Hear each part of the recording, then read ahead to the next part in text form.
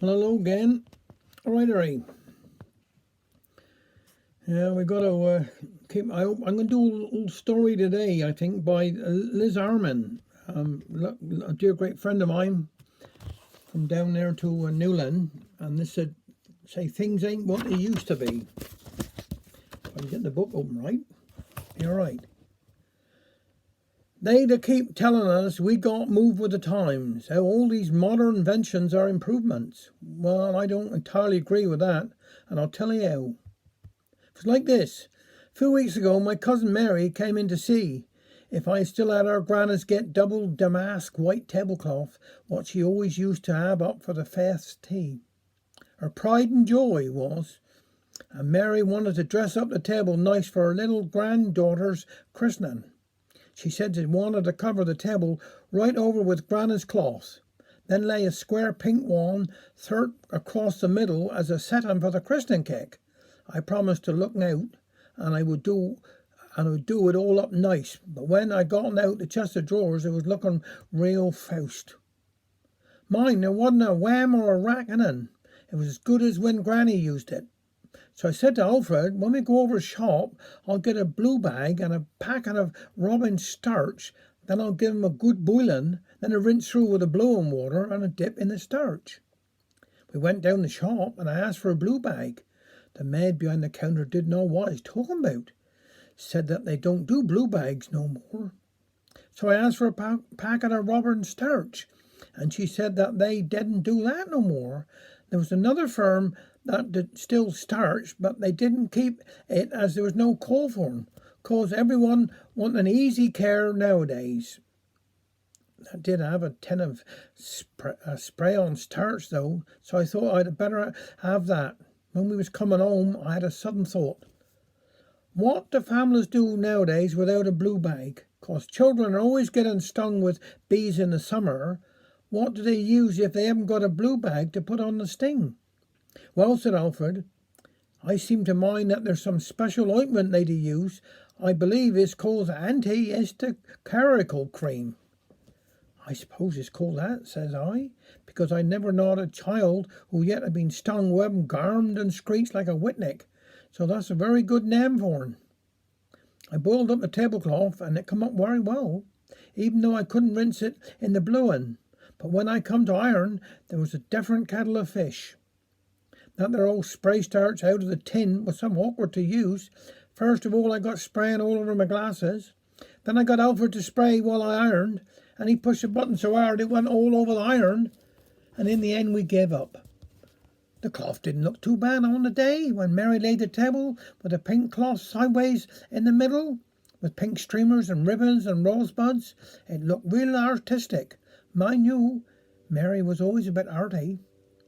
Well, you can't tell me that starch out of a tin is any improvement on the old starch, and we'd all had some job to clean up the iron afterwards. Then we had some shock when our window cleaner, Bert, come. He told us he wasn't coming no more, that he was retiring. His missus wanted him home to spend more time with her. Who's taking over, I asked him. Nobody, he said. I can't get no one to take on. All the young ones want to do now is sit in front of a computer doing this here IT. What's that? Asked Alfred. I dunno, said Bert. It's what they do with computers, and the other older ones won't take it on. They don't want to go up the ladders because of all this here health and safety. I'm some sorry, but there's nothing I can do about it. Well, we were in some broil state till I had an idea. Alfred, I said, you go out in the shed and itch out Granny's old window skeeter. Then you can syringe your windows every Friday. How come it's me that would have to do it, he said. You got more strength in your hands and arms, I told, and you're better reach than me. Well, we can't, he said. That there window skeeter was fired out years ago. Just like a man, I always too hasty. They don't stop to think that something might come in useful. What'd I do that for? Because you told me to, said Alfred, and I always do what I'm told. First I heard of that. You'd usually go deaf when I tell you to do anything, I said. Mind you, there must have been a good reason for me to get rid of the skeeter. There's only one thing, we'll have to buy a new one.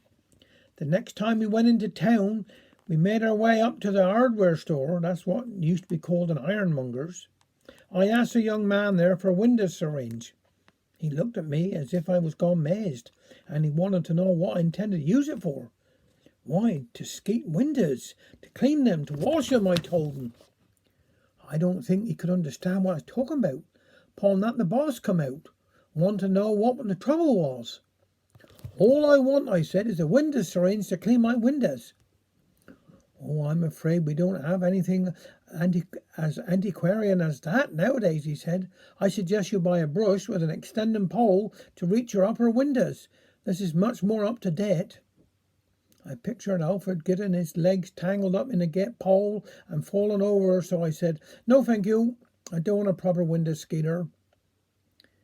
"I think you'll find, madam," he said, "there's only one place that you'll find the article that you require is in a museum or an antique shop. They really are obsolete. Perhaps I might suggest at your age that you employed a window cleaner."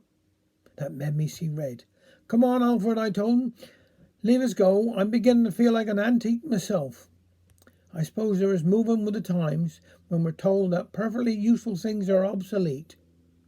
So we come home disgusted.